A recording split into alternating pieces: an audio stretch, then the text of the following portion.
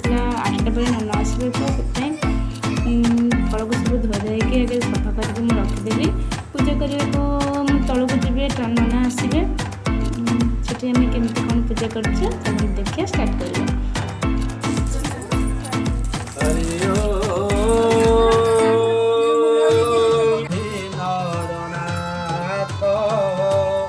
ଯାହାଟି ସାବିତ୍ରୀଙ୍କ ମନ ନାମ ତା ଦୁମ ସେନ ତାଙ୍କ ପୁତ୍ର ସତ୍ୟବାନ ହଇନି ତାଙ୍କ ଶୀଘ୍ର ସୁନ ଦୁମ ଦଶନ ଜନ୍ମ ଅନ୍ଧ ଶତ୍ରୁ ସାଧିଲେ ରାଜ୍ୟ ଦଣ୍ଡ ଶତ୍ରୁକୁ ରାଜ୍ୟ ଛାଡ଼ିଦେଲେ ବନତେ ବାସ କଲ ସେଇ ଅନ୍ଧ ସୁତ ସୂତ୍ରବାନ ଅଳ୍ପ ଆୟୁଷ ତା ଜୀବନ ଦେଲେ କନ୍ୟାକୁ ସମର୍ପିତ ସାବିତ୍ରୀ ବିଧବା ହୋଇବ ଗୋଟିଏ ବର୍ଷ ତା ଆୟୁଷ ବୈଶାଖ ଅମାବାସ୍ୟାରେ ସେ ନାରଦ ମୁକ୍ତି ଆସୁନି ପ୍ରାତଃ କଲେ ରାଜାରାଣୀ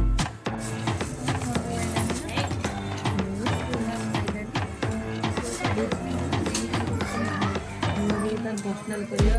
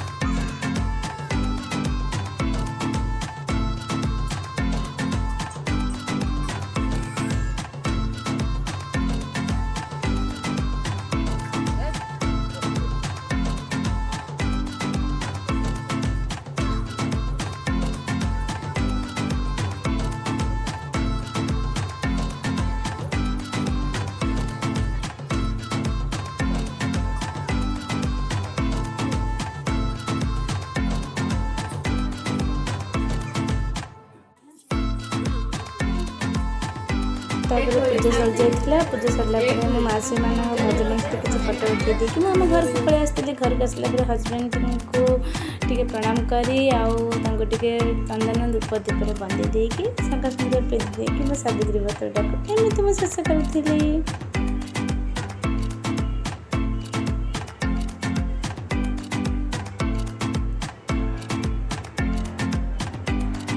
ଶେଷରେ ମୁଁ ଶାଗୁ ଲସି ପିଇ ଦେଇକି ବ୍ରତଟାକୁ ଶେଷ କରିଦେବି। ମୋ ଭିଡ଼ିଓଟି ଭଲ ଲାଗିବ ଲାଇକ୍ ସେୟାର ସବସ୍କ୍ରାଇବ୍ କରିଦେବେ। ରହିଲି, ନମସ୍କାର, ଜୟ ଜଗନ୍ନାଥ।